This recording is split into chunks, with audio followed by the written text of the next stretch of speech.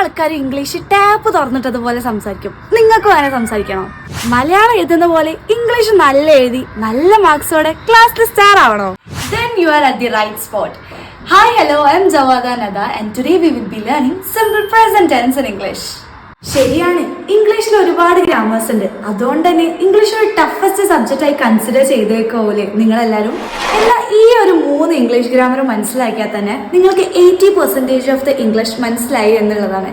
അത് ഏതൊക്കെയെന്നല്ലേ? Simple present tense, simple past tense and simple future tense. ഇതിൽ ഇന്ന് നമ്മൾ പഠിക്കാൻ പോകുന്ന ടെൻസ് ആണ് സിമ്പിൾ പ്രസന്റ് ടെൻസ്. അത് എങ്ങനെയാണ്, എവിടെയാണ്, എപ്പോഴാണ് എന്നൊക്കെ എല്ലാം നമുക്ക് പഠിക്കാം. ഈ സിമ്പിൾ പ്രസന്റ് ടെൻസ് ഏതൊക്കെ സിറ്റുവേഷൻസിലാണ് യൂസ് ചെയ്യാൻ നോക്കിയാലോ.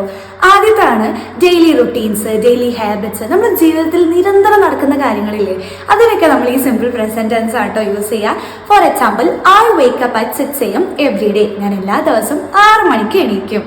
പിന്നെ ചില general truth, facts, things that are always true, ഏത് കാലഘട്ടത്തിലും ഏത് സമയത്തിലും സത്യങ്ങളായി നിൽക്കുന്ന കുറച്ച് കാര്യങ്ങളും നമ്മൾ സിമ്പിൾ പ്രസന്റ് ടെൻസിലാണ് പറയാം.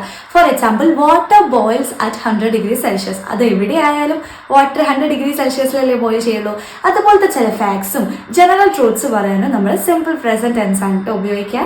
അതുപോലെ തന്നെ time tables, schedules, class, programme, exam, അങ്ങനത്തെ കാര്യങ്ങളൊക്കെ പറയാനും നമ്മൾ സിമ്പിൾ പ്രസന്റ് ടെൻസ് ആണ് കേട്ടോ യൂസ് ചെയ്യുക. For example, the train leaves at 6 PM. Train 6 മണിക്ക് പോകും. ഇതിന് പ്രത്യേകിച്ച് സ്ട്രക്ചറോ കാര്യങ്ങളോ ഒന്നുമില്ല. നിങ്ങൾ എപ്പോഴും വേർബിന്റെ ബേസ് ഫോം എടുത്താൽ മതി, അതായത് V1 ഫോം എടുത്താൽ മതി കേട്ടോ. ഫോർ എക്സാമ്പിൾ, ഞാൻ ഇംഗ്ലീഷ് പഠിച്ചു, ഐ സ്റ്റഡി ഇംഗ്ലീഷ് എന്ന് മതി, വല്ലാതെ ഐ സ്റ്റഡീഡ് എന്നോ അങ്ങനെയൊന്നും വേണ്ട. നിങ്ങൾ എപ്പോഴും V1 അഥവാ ബേസ് ഫോം ഉപയോഗിച്ചാൽ മതി.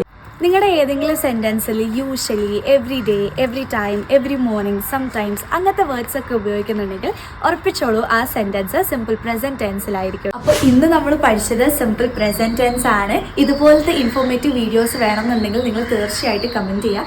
അതുപോലെ തന്നെ ഞാൻ എല്ലാ ദിവസവും ബുക്ക് വായിക്കും, അതെങ്ങനെ നിങ്ങൾ ഇംഗ്ലീഷിൽ പറയാം, അതും കൂടി ഒന്ന് കമൻറ്റ് ചെയ്യണേ. If you like this video, please do subscribe, like, share and comment your suggestions down below.